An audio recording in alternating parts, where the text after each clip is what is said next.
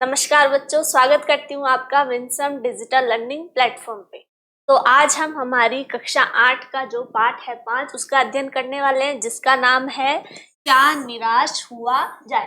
तो बच्चों, ये जो हमारा पाठ है ये क्या है? निबंध है। और ये निबंध लिखा किसने है? हजारी प्रसाद द्विवेदी जी ने। ठीक है, तो जो हजारी प्रसाद है, जो हमारे लेखक जिन्होंने निबंध लिखे हैं, उन्होंने इस प्रकार के कई और निबंध भी लिखे हैं।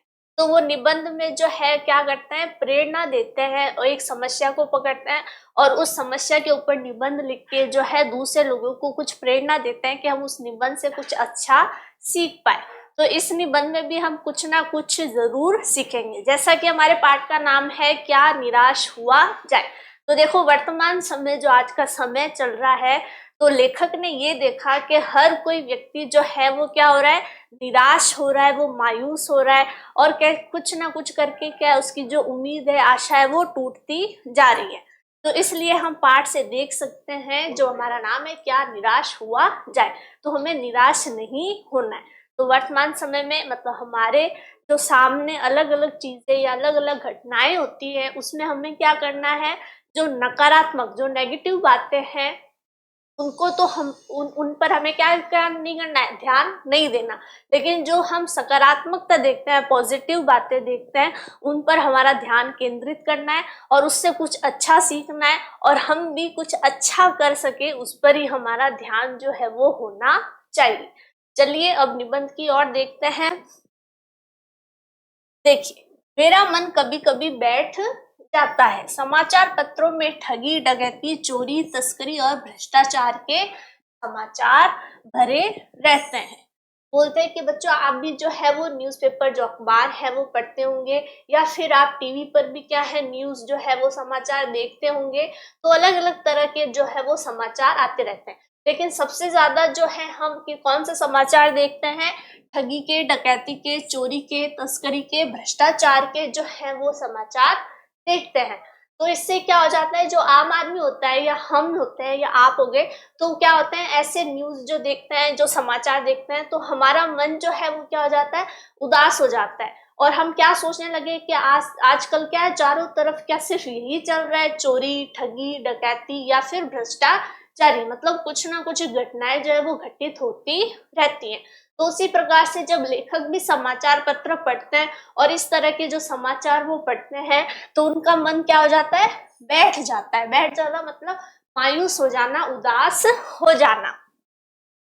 आरोप प्रत्यारोप का कुछ ऐसा वातावरण बन गया है कि लगता है देश में कोई ईमानदार आदमी ही रह गया है ना? कि हमें क्या लग रहा है कि देश में क्या है, जो ईमानदार व्यक्ति है वो नहीं रह गया है। बोल रहे कि आए दिन क्या है, कोई ना कोई किसी पे कोई आरोप लगाता है या फिर कोई प्रत्यारोप करता है। तो ऐसा वातावरण चारों तरफ बन गया है और हमें ऐसा लगता है कि अब क्या हो गया है, देश में कोई भी ईमानदार व्यक्ति नहीं रहा। और हम क्या सोचते हैं कि अब इस देश में क्या है, कोई भी ईमानदार व्यक्ति नहीं रहा है। हमें ऐसा लगता है कोई भी व्यक्ति है, अगर वो कोई अच्छा कार्य भी कर रहा होता है तो हम उस पर संदेह करने लगते हैं। वातावरण ऐसा बन गया है कि जरूर ये भी कोई भ्रष्टाचारी करता होगा। हर व्यक्ति संदेह की दृष्टि से देखा जा रहा है। जैसा मैंने बताया आपको कि हर व्यक्ति को क्या है, संदेह की, शक की दृष्टि से देखा जाता है कि अगर वो कोई अच्छा है व्यक्ति है या कोई अच्छा कार्य भी है, तो हर कोई व्यक्ति क्या करता है? उसमें दोष ढूंढने लगता है। जो जितने ही ऊंचे पद पर हैं, उनमें उतने ही अधिक दोष दिखाए जाते हैं। मतलब जो व्यक्ति जितने ऊंचे पद पर है, ठीक है, उसके पास शक्तियां हैं, वो एक ऊंचे पद पर पहुंचा है, तो उस क्या करते हैं, दूसरे लोग क्या करते हैं, उसमें क्या है, उतने ही क्या है, अधिक दोष दिखाए जाते हैं। तो उसके जो है वो दोष जो है वो अधिक से अधिक दिखाए जाते हैं। एक बहुत बड़े आदमी ने मुझसे एक बार कहा था कि समय सुखी वही है जो कुछ नहीं करता। ये देखो, ये आप देखिए कि एक बार जो है वो लेखक, एक बहुत बड़े आदमी ने लेखक से क्या कहा, ठीक है, कि इस समय सुखी वही है, मतलब वही सुखी रह सकता है, वही खुश रह सकता है जो कुछ भी नहीं करता। क्योंकि जहां कुछ किसी ने कुछ कर दिया, कोई गलत काम कर दिया, तो फिर उस पे क्या करेंगे, दोषारोप, मतलब आरोप लगाएंगे, प्रत्यारोप करेंगे। या फिर अगर कोई अच्छा कार्य भी कर रहा है तो लोग जो है वो संदेह करने लगते हैं कि अच्छा कार्य क्यों कर रहा है, जरूर इसके पीछे कोई बात होगी, जरूर ये कोई भ्रष्टाचार कर रहा है।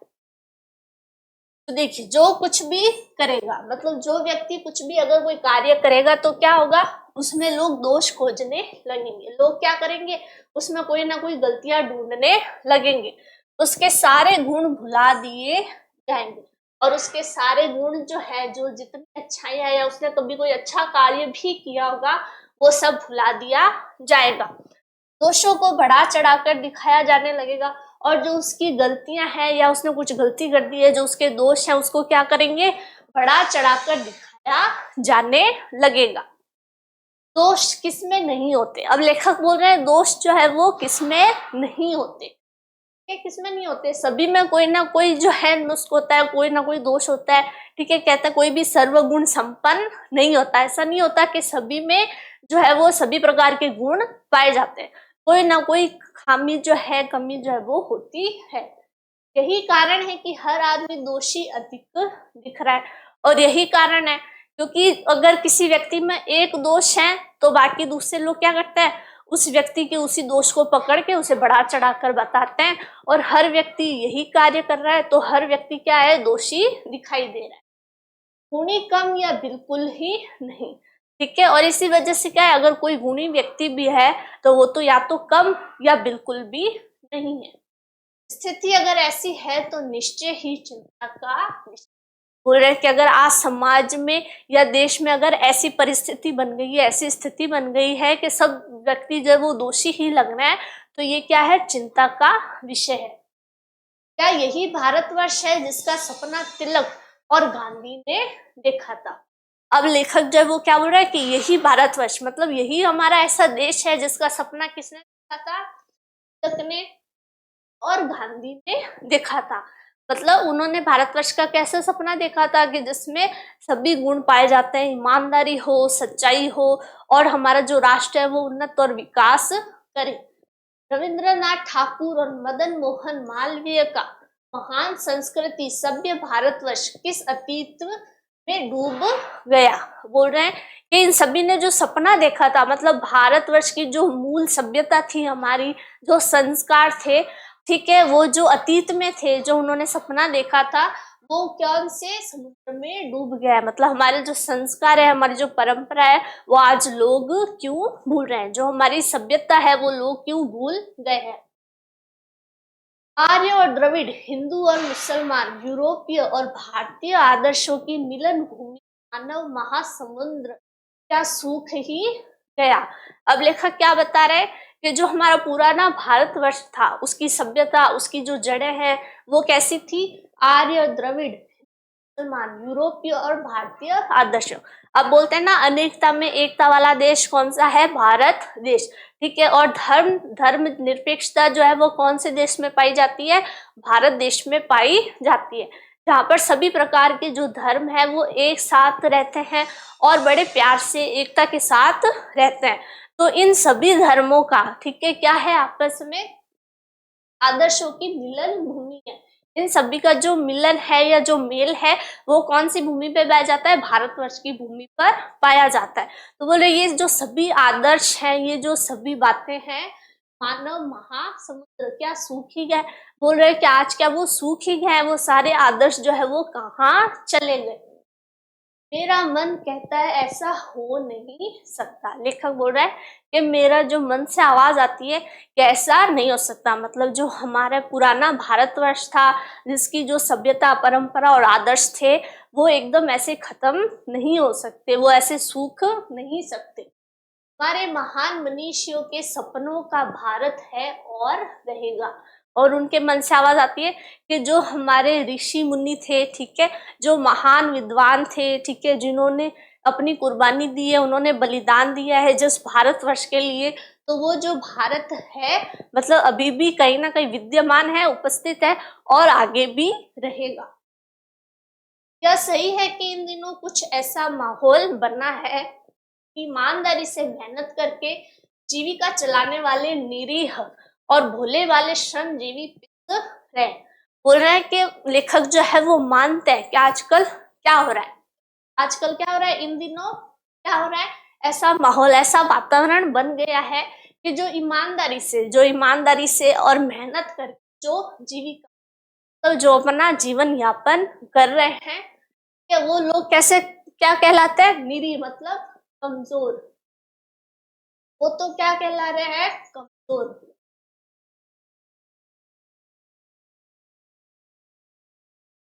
भोले भाले श्रमजीवी पिस रहे हैं और झूठ तथा फरेब का रोजगार करने के भूल रहे हैं। फरेब मतलब जो कपट करते हैं, जो भ्रष्टाचार करते हैं, मतलब जो झूठ बोल रहे हैं, मतलब जो ईमानदारी से पैसा कमा रहे हैं, जो सच्चाई है, जो ईमानदार है और जो मेहनत कर रहे हैं, वो तो क्या है, कमजोर हो गए हैं और उनके पास इतने भौतिक संसाधन भी नहीं है। और दूसरी तरफ क्या हो रहा है कि जो झूठ बोलकर, अरे मतलब कपट से जो रोजगार करने वाले क्या हो रहे हैं, फल फूल रहे हैं, मतलब उनकी क्या हो रही है, उन्नति हो रही है। तो ईमानदारी को मूर्खता का पर्याय समझा जाने लगा है। मूर्खता का पर्याय मतलब ईमानदारी को दूसरा नाम क्या दे दिया गया है, मूर्खता। मतलब जो ईमानदार व्यक्ति है उसे मूर्ख समझा जाता है। सच्चाई केवल भीरू और बेबस लोगों के हिस्से पड़ी है। भीरू यानी जो डरपोक होता है, मतलब जो सच्चाई है, जो ईमानदारी है, वो किसके हिस्से में आ गई है, डरपोक और जो बेबस लोग हैं, ठीक है, जिनका शोषण किया जाता है, जिनको दबाया जाता है, उनके हिस्से में आ गई है। ऐसी स्थिति में जीवन के महान मूल्यों के बारे में लोगों की आस्था ही हिलने लगती है। अब देखिए, जीवन के जो महान मूल्य है वो कौन से हैं, ईमानदारी, सच्चाई, ठीक है, अपने संस्कृति और परंपराएं, ठीक है, जो मानवीय मूल्य होता है, ठीक है, जो नैतिक कर्तव्य होते हैं हमारे, वो क्या होते हैं, जीवन के महान मूल्य होते हैं। तो बोल रहे इन मूल्यों के बारे में क्या लोगों की आस्था ही हिलने लगी है। तो इन सब मूल्यों से क्या है, लोग जो है वो क्या है, भटकने लगे। वो दोबारा सोचने लगते हैं कि हम ऐसा करें या नहीं करें। क्यों, क्या होता है कि जब लोग अपने आसपास देखते हैं, वो देखते हैं कि एक मजदूर व्यक्ति है, वो क्या कर रहा है, मेहनत कर रहा है, कड़ी मेहनत कर रहा है, ईमानदारी के साथ कार्य कर रहा है, सच्चाई के साथ है, कोई भी ऐसा कार्य नहीं कर रहा है कि वो झूठ बोल रहा है या कपटी हो या भ्रष्टाचार कर रहा हो। लेकिन उसकी आप परिस्थिति देखेंगे, स्थिति देखेंगे, वो कैसी है कि उसके पास ज्यादा से ज्यादा भौतिक संसाधन नहीं है, ठीक है, 2 वक्त की जो रोजी रोटी है वो भी मुश्किल से कमा पा रहा है और उसके साथ शोषण भी होता है। और दूसरी तरफ हम देखते हैं कि कुछ व्यक्ति जो है वो क्या कर रहे हैं, झूठ बोल रहे हैं, कपट कर रहे हैं, दूसरों के साथ गलत कर रहे हैं, भ्रष्टाचारी कर रहे हैं, ठीक है, तो उनके पास जो है वो क्या है, बहुत सारा पैसा होता है और उनके पास सभी भौतिक संसाधन भी होते हैं, वो इतना संघर्ष नहीं कर रहे। तो फिर लोग क्या सोचते हैं कि हम भी फिर अगर वैसा करेंगे, ठीक है, मतलब फिर हम क्यों ईमानदारी से रहे, हम क्यों सच्चाई का साथ दे, या फिर हम क्यों कड़ी मेहनत करें।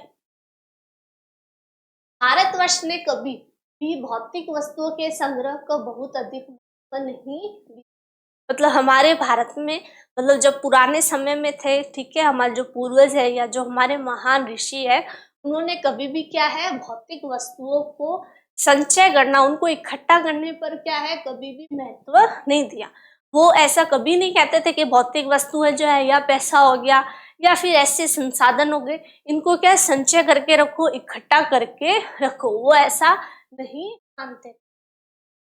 उनकी दृष्टि से मनुष्य के भीतर जो महान आंतरिक गुण स्थिर भाव से बैठा हुआ है वही चरम और परम है। चरम मतलब सबसे ऊपर, ठीक है, उनकी दृष्टि में, उनकी नजर में, उनके जो मान्यता थी वो क्या थी कि जो व्यक्ति के क्या है, मतलब मनुष्य के अंदर जो आंतरिक गुण है, मतलब आंतरिक गुण कैसे होते हैं, सत्य बोलना, सत्य का साथ देना, ईमानदारी से कार्य करना और दूसरों के प्रति क्या है, दया और करुणा के भाव रखना, ये सब भी क्या होते हैं, आंतरिक होते हैं।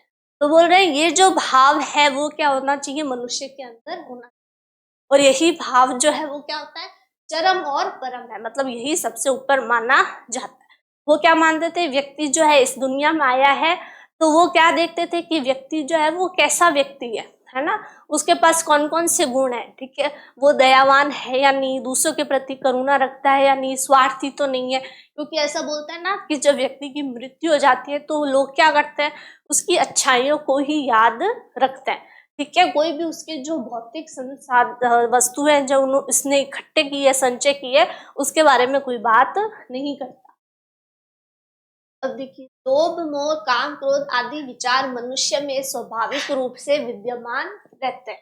ठीक है, हमारे जो भारतवर्ष के जो लोग हैं उन्होंने क्या कहा है कि लोभ मोह काम क्रोध ये ऐसे विचार हैं, मतलब लालच करना, गुस्सा करना, ठीक है, ये सभी ऐसे गुण हैं, ये ऐसे विचार हैं जो मनुष्य में क्या रहते हैं, पहले से ही उपस्थित, मतलब स्वाभाविक रूप से क्या रहते हैं, उसके अंदर ही होते हैं, उनके स्वाभाविक रूप से उपस्थित रहते हैं।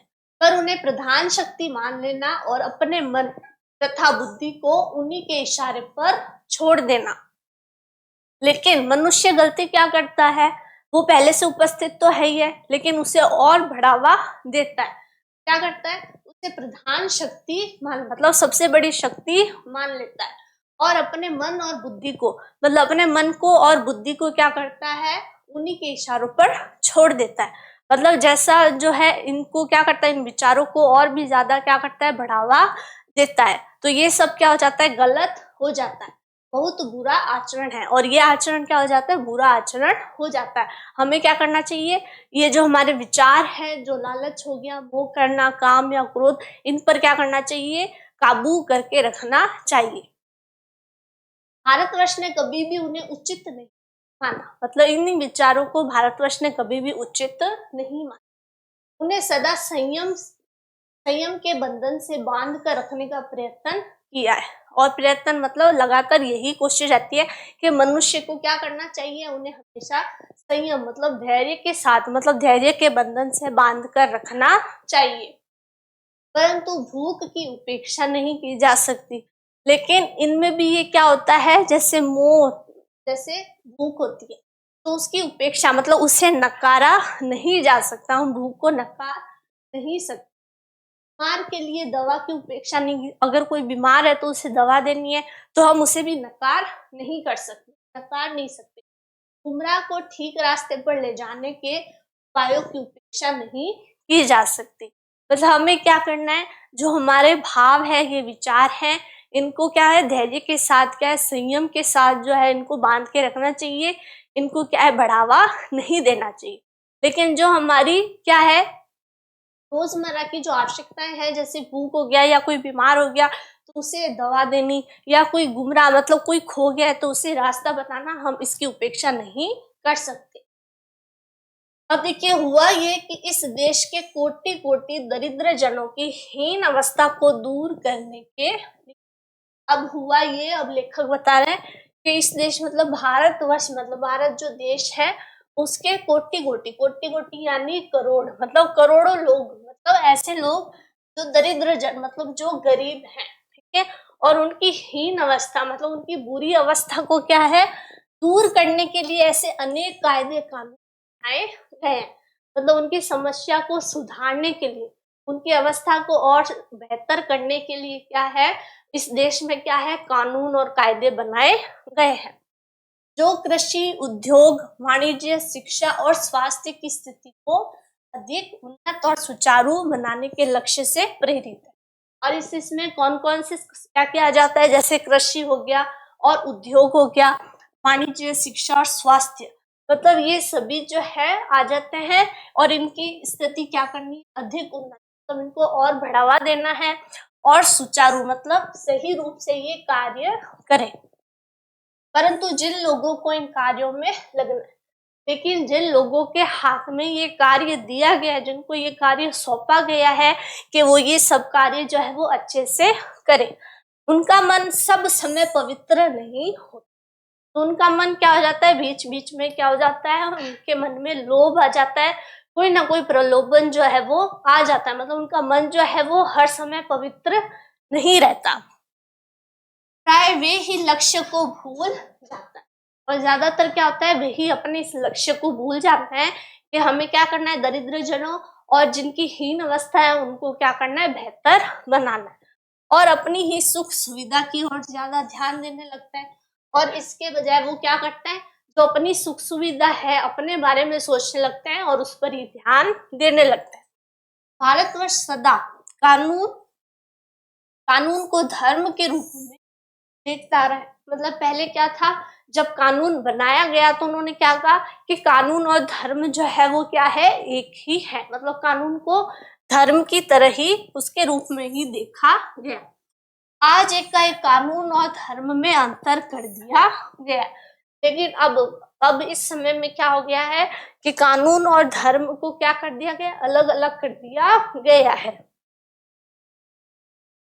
धर्म को धोखा नहीं दिया जा सकता। अब धर्म क्या होता है, जो गुण बताए गए जैसे सत्य बोलना, ईमानदारी से कार्य करना, दया रखना, करुणा करना, दूसरों की सहायता करना, तो ये तो हमें हमारे क्या है, धर्म है। तो धर्म को धोखा नहीं दिया जा सकता। अगर हम कभी कोई गलत कार्य भी करते हैं तो हमें मन ही मन में पता होता है कि हम गलत कर रहे हैं, तो हम धर्म को धोखा नहीं दे सकते। कानून को दिया जा सकता है, लेकिन अब लेखक क्या बोल रहे हैं, लेकिन अब कानून को धोखा दिया जा सकता है। यही कारण है कि जो लोग धर्म भीरू है, मतलब जो धर्म से डरते हैं, जो डरपोक है, वे कानून की त्रुटियों से लाभ उठाने में संकोच नहीं करते। तो बोल रहे हैं कि यही कारण है, मतलब धर्म और कानून को अलग अलग कर दिया गया है। और ये कारण हो गया है कि जो लोग क्या करते हैं, धर्म से तो डरते हैं, लेकिन कानून की त्रुटियों से वो लाभ उठाने में संकोच नहीं करते। अब जब कानून क्या हो गया, धर्म से अलग हो गया है, तो वो कानून का क्या करते हैं, उसमें जो त्रुटियां हैं, जो कमियां हैं, उसका फायदा उठाते हैं। ठीक है। अब जैसे उदाहरण के तौर पर हम देखें कि अगर जो हमारे सिग्नल होता है, ट्रैफिक लाइट्स होती है, उसमें क्या है, लाल बत्ती जल गई है, तो उसका मतलब क्या होता है, हमें रुकना है। लेकिन हम देख रहे हैं सड़क पर कोई पुलिस वाला है ही नहीं, तो लोग क्या करते हैं, जल्दी से गाड़ी जो है वो निकाल लेते हैं। तो ये एक कानून की त्रुटि होगी कि वहां पे पुलिस वाला नहीं है और उसका जो है वो हम बिना संकोच फायदा उठा लेते हैं। लेकिन अगर धर्म के रूप में देखा जाए तो क्या हो जाएगा कि हमें ईमानदारी के साथ कार्य करना है, जो कायदे और कानून बने हैं उसका हमें पालन करना चाहिए। इस बात के पर्याप्त प्रमाण खोजे जा सकते हैं कि समाज के ऊपरी वर्ग में चाहे जो भी होता रहा हो, भीतर भीतर भारतवर्ष अब भी यह अनुभव कर रहा है। अब बोल रहे हैं कि जो कानून की त्रुटियों का फायदा उठाते हैं उसके हम क्या कर सकते हैं, पर्याप्त, मतलब पर्याप्त मात्रा में प्रमाण जो है, उदाहरण जो है वो खोज सकते हैं। लेकिन समाज के ऊपरी वर्ग में, मतलब ऐसा वर्ग जो पूंजीपति है और जो फल फूल रहा है, जो झूठ बोल रहा है, जो भ्रष्टाचारी कर रहा है, उस वर्ग में चाहे कुछ भी हो रहा हो, लेकिन भीतर ही भीतर भारतवर्ष, मतलब भीतर ही अंदर जो हमारा देश है, जो भारतवर्ष है, वो अभी भी यह अनुभव कर रहा है कि धर्म कानून से बड़ी चीज है। तो क्या होता है कि वो अंदर अंदर क्या अनुभव करता है कि जो धर्म है वो क्या है, कानून से बड़ा है। अब चाहे हम वैसे ही निकल जाए, ठीक है, चाहे रेड लाइट जल रही हो, लेकिन हमें अंदर ही अंदर पता होता है कि हमने क्या किया है, कानून का उल्लंघन किया है और ये गलत है। तो यही क्या होता है, धर्म होता है। अब भी सेवा, ईमानदारी, सच्चाई और आध्यात्मिकता के मूल्य बने हुए हैं।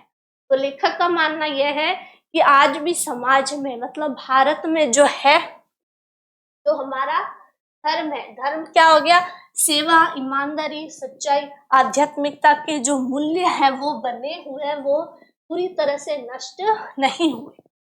वे दब अवश्य गए लेकिन नष्ट नहीं हुए।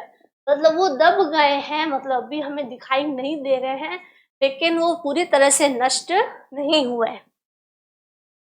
अब देखिए, आज भी वह मनुष्य से प्रेम करता है, महिलाओं का सम्मान करता है, झूठ और चोरी को गलत समझता है, दूसरे को पीड़ा पहुंचाने को पाप समझता है। मतलब जो हमारे मूल्य है वो क्या समझता है, मतलब हमें क्या पता होता है कि मनुष्य से प्रेम करना है, मतलब हर दूसरे जो मनुष्य है उनसे क्या करना है, प्रेम करना है, उनसे घृणा या द्वेष भावना नहीं रखनी। महिलाओं का सम्मान करता है और महिलाओं का जो है वो क्या करता है, आदर और सम्मान करता है। झूठ और चोरी को गलत समझता है, झूठ और चोरी को क्या करता है, जो है वो गलत ये जो है वो हमारे सारे मूल्य ही जो है, जो हमारा धर्म है, वही हमें बताता है कि ये सब क्या है, गलत है। दूसरे को पीड़ा पहुंचाने को पाप समझ, दूसरे को पीड़ा पहुंचाना ये क्या हो जाता है, पाप हो जाता है। तो जैसे आज भी जो है माता पिता जो है वो अपने बच्चों को, या विद्यालय में, ठीक है, विद्यालय में जो शिक्षक हैं वो मानवीय मूल्य, जो नैतिक कर्तव्य होते हैं, उसमें हम बच्चों को यही सिखाते हैं कि हमें क्या करना है, झूठ नहीं बोलना है, दूसरे को पीड़ा नहीं पहुंचानी है, हमें हमेशा क्या करना है, सत्य का साथ देना है। तो ये सब अभी भी हमारे मूल्य जो है वो बने हुए हैं, तभी हम दूसरों को ये सिखाते हैं और हम उसका पालन भी करते हैं। हर आदमी अपने व्यक्तिगत जीवन में इस बात का अनुभव करता है। मतलब हर आदमी जो है अपने व्यक्तिगत, मतलब उसका जो व्यक्तिगत जीवन है, जो वो अपना जीवन यापन कर रहा है, उसमें ये कभी ना कभी अनुभव तो करता ही है कि अरे नहीं, मुझे झूठ नहीं बोलना है, या मुझे दूसरों को पीड़ा नहीं पहुंचानी है, या मुझे आज सत्य बोलना है। तो ये सब वो अनुभव करता है। समाचार पत्रों में जो भ्रष्टाचार के प्रति इतना आक्रोश है, मतलब जब हम समाचार पत्र पढ़ते हैं उसमें ठगी, डकैती या फिर भ्रष्टाचार के जो समाचार हैं वो हम पढ़ते हैं, तो हमें क्या होता है, गुस्सा आता है, हमारा जो खून है वो खौलने लगता है। तो बोले तो एक आक्रोश आ जाता है, हमें क्रोध आ जाता है।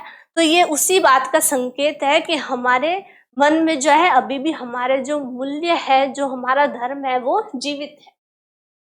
वह यही साबित करता है कि हम ऐसी चीजों को गलत समझते हैं, मतलब इन सभी बातों को हम क्या है, गलत समझते हैं, और समाज में उन तत्वों की प्रतिष्ठा कम करना चाहते हैं जो गलत तरीके से धन या मान संग्रह करते हैं। और ऐसे जो लोग, ठीक है, मतलब समाज में उन तत्व, मतलब ऐसे तत्व, ऐसे व्यक्ति, ठीक है, उनकी प्रतिष्ठा जो है वो हम कम करना चाहते हैं। हम सोचते हैं कि नहीं, इनको, इसको जो है इतना मान नहीं मिलना चाहिए, जिन्होंने गलत तरीके से भ्रष्टाचारी से क्या किया है, या तो धन कमाया है, या मान, मतलब या तो सम्मान जो है वो कमाया, मतलब ऐसे लोगों को ये सब नहीं मिलना चाहिए। दोषों का पर्दाफाश करना बुरी बात।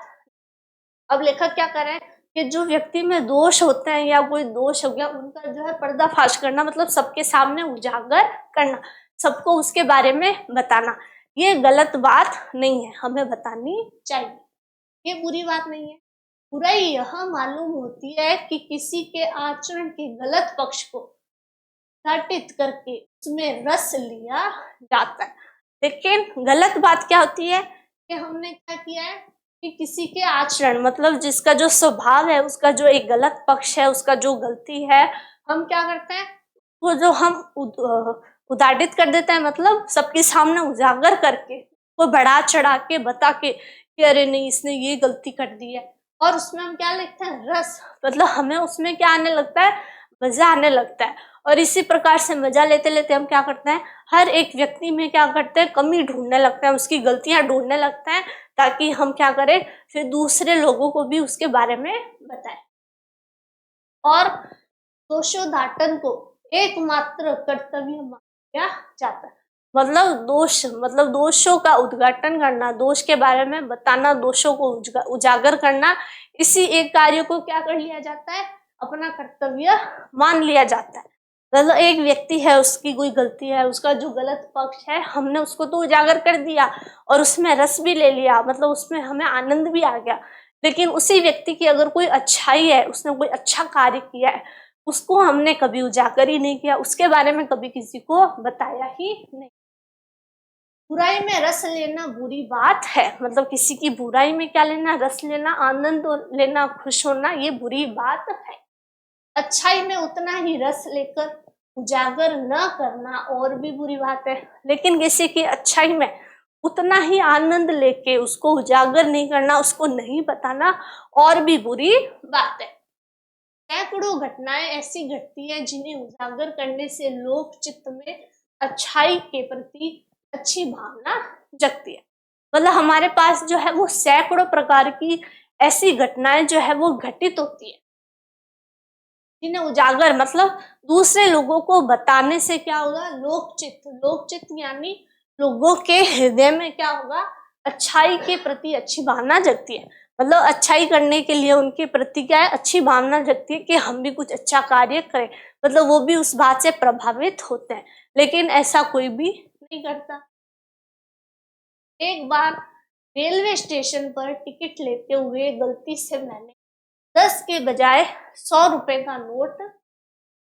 अब वो बता रहे लेखक जो है वो अपनी साथ घटित हुई एक घटना के बारे में बता रहा है कि उन्होंने क्या किया, जब वो रेलवे स्टेशन पर क्या कर रहे हैं, टिकट ले रहे थे, तो टिकट लेते हुए उन्हें कितने रुपए देने, 10 रुपए देने, लेकिन 10 के बजाय उन्होंने क्या कर दिया, 100 रुपए का नोट जो है वो गलती से दे दिया और उनको पता भी नहीं चला कि मैंने 100 रुपए का नोट दे दिया।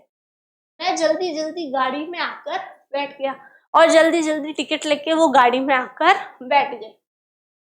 थोड़ी देर में टिकट बाबू उन दिनों के सेकंड क्लास के डिब्बे में हर आदमी का चेहरा पहचानता हुआ उपस्थित हुआ। और थोड़ी देर में क्या हुआ कि वो जो गाड़ी में बैठ गए और जो टिकट बाबू मतलब जो टिकट को क्या करते हैं, देखते हैं, वो हर एक व्यक्ति का चेहरा देख रहे हैं और पहचानने की कोशिश कर रहे हैं। उसने मुझे पहचान लिया और उसने क्या किया, टिकट बाबू ने लेखक को पहचान लिया और बड़ी विनम्रता के साथ मेरे हाथ में रख दिए और बड़ी विनम्रता के साथ क्या है, लेखक के हाथ में 90 रुपए जो है वो रख दिए और बोला यह बहुत गलती हो गई। अब बोला कि ये बहुत बड़ी गलती होगी, ना आपको ध्यान रहा और ना मैंने ध्यान दिया, हम दोनों ही जल्दी जल्दी में निकल गए। आपने भी नहीं देखा, मैंने भी नहीं देखा, मतलब आपने भी नहीं देखा कि 100 रुपए का नोट है और मैंने भी नहीं देखा। के चेहरे पर विचित्र संतोष की गरिमा थी, मैं चकित रह गया। और जब उसने ये कार्य किया तो उसके चेहरे पर क्या है, अलग मतलब एक विचित्र जो है वो संतोष, मतलब वो संतुष्ट हो गया कि मैंने आज कोई अच्छा कार्य किया। और एक गरिमा थी, मतलब उसे खुद पर गर्व भी था। और लेखक जो है वो ये देखकर क्या हो गए, चकित, मतलब आश्चर्यचकित रह गए। अब देखिए कैसे कहूं कि दुनिया से सच्चाई और ईमानदारी लुप्त हो गई। अब लेखक जो है वो क्या कह रहे हैं कि मैं कैसे कहूं कि आज दुनिया से क्या हो गई, जो सच्चाई है, ईमानदारी है, वो लुप्त हो गई है। ऐसे अनेक अवांछित घटनाएं भी हुई है। बोल रहे हैं कि वैसे तो हमारे समाज में क्या है, अवांछित, जो हम चाहते नहीं थे, ऐसी घटनाएं हुई है। परंतु यह एक घटना ठगी और वंचना, वंचना यानी अभाव, बोल रहे हैं कि ऐसे तो बहुत सारी घटनाएं ठगी की और अभाव की जो है वो घटित होती रहती है।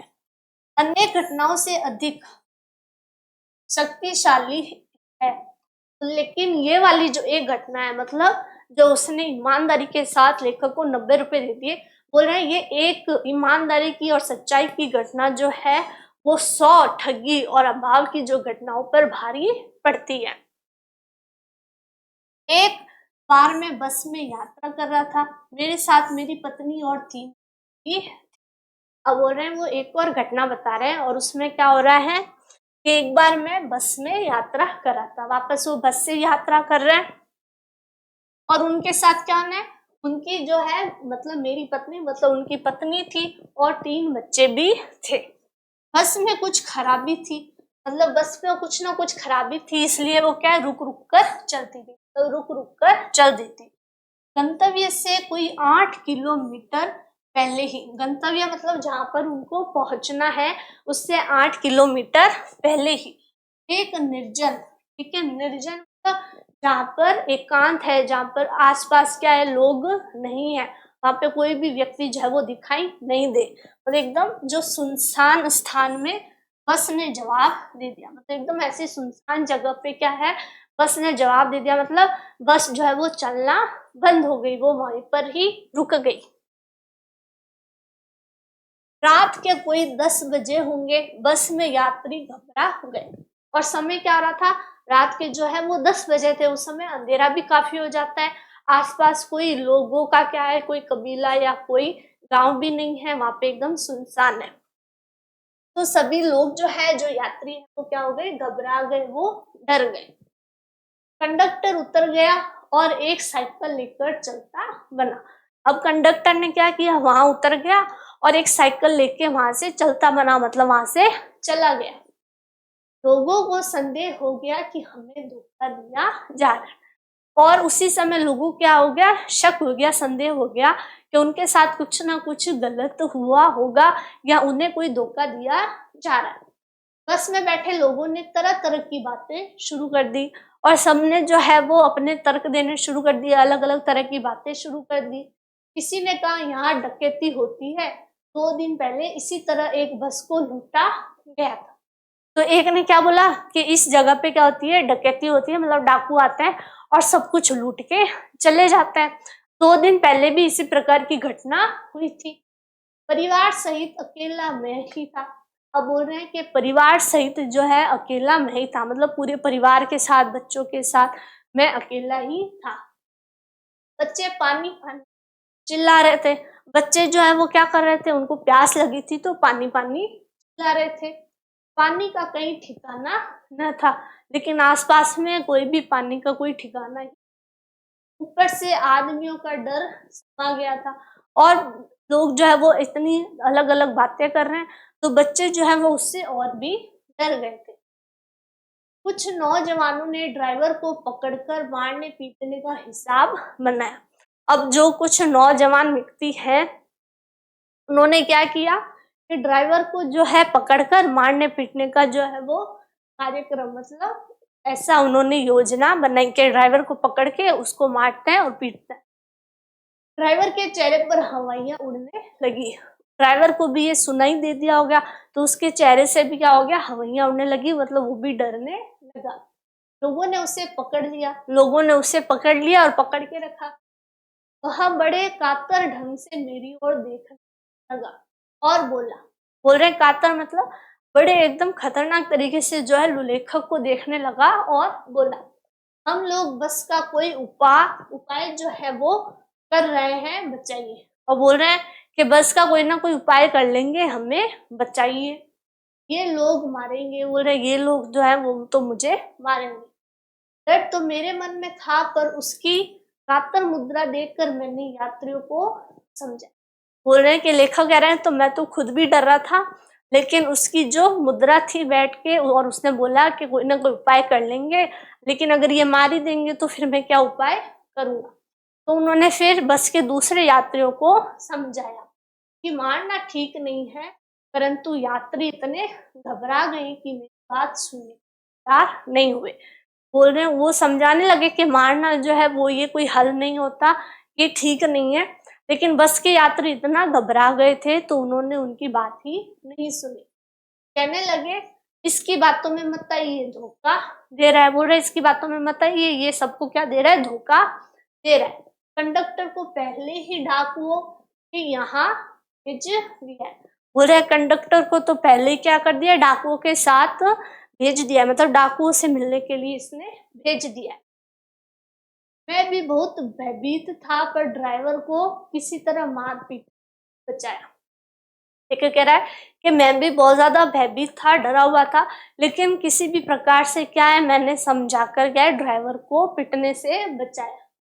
1.5-2 घंटे बीत गए। मेरे बच्चे भोजन और पानी के लिए व्याकुल थे। बोल रहे हैं 1.5-2 घंटे आराम से बीत गए और बच्चे जो है वो क्या हो गए, भोजन और पानी मतलब खाना, उनको पहले प्यास लगी थी, फिर इतनी देर हो गई, पहले 10 बजे का समय था, अब रात्रि का क्या हो गया, मध्य रात्रि का भी समय हो गया, तो बोले उनको भूख भी लग गई, तो वो उससे क्या हो गई, व्याकुल हो गए, बेचैन हो गए।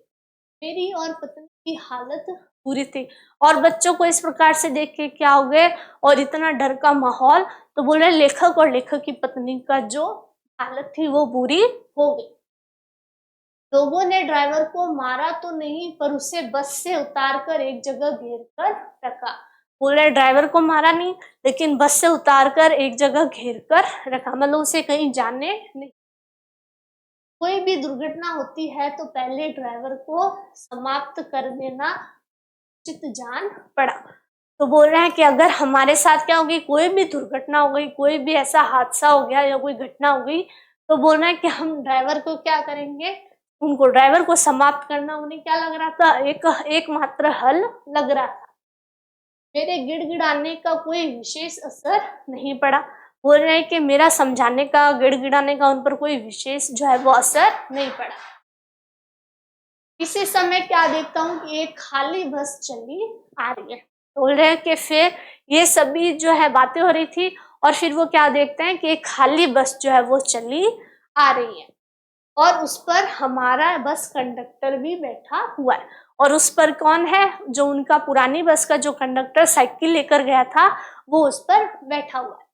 उसने आते ही कहा, अड्डे से नई बस लाया हूँ, इस बस पर बैठिए। बोल रहे हैं कि बस अड्डे से क्या है, नई बस लाया हूँ, आप सभी इस बस पर बैठिए। वह बस चलाने लायक नहीं है। बोल रहे हैं कि ये जो बस है ये पुरानी है, इसमें कोई खराबी है तो ये चलाने लायक नहीं है।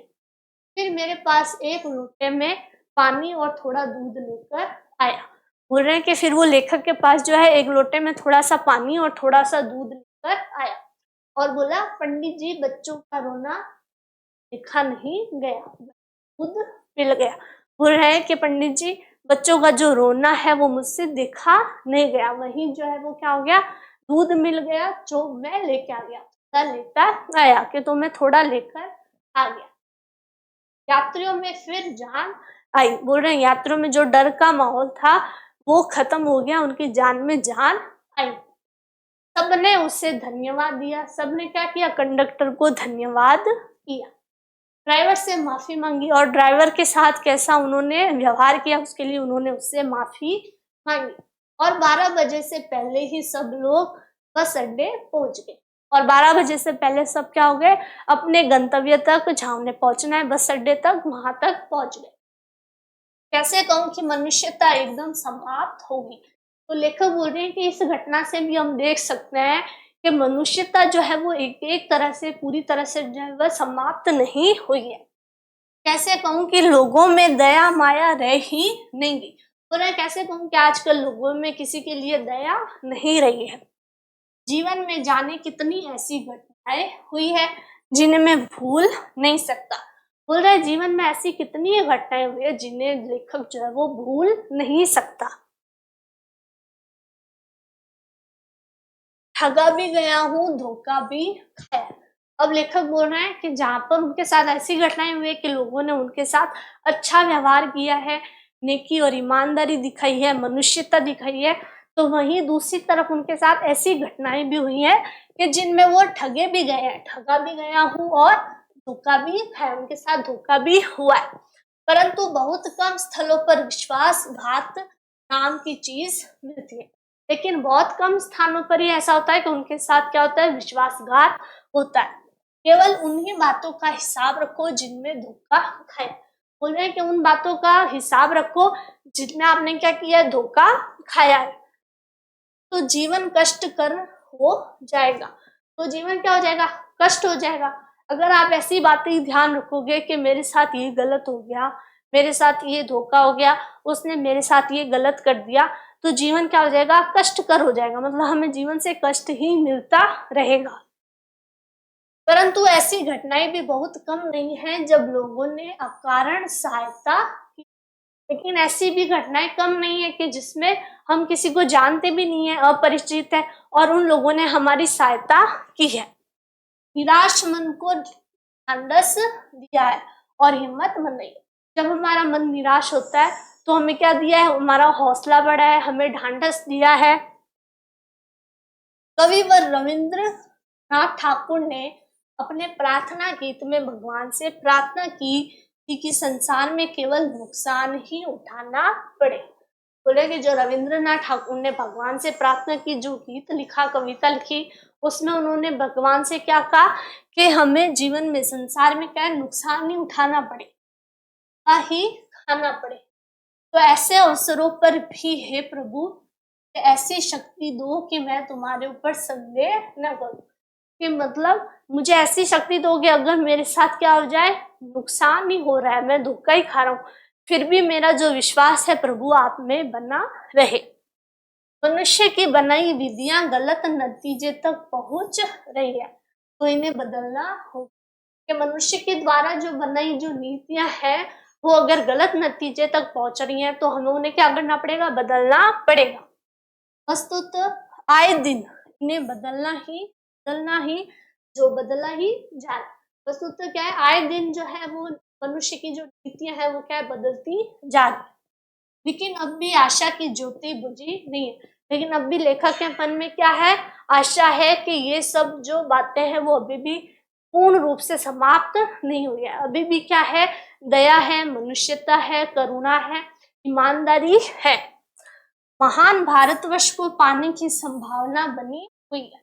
मतलब अभी भी ये संभावना है कि हम हमारे जो पुराना भारतवर्ष था महान, हम उसे वापस पा सकते हैं।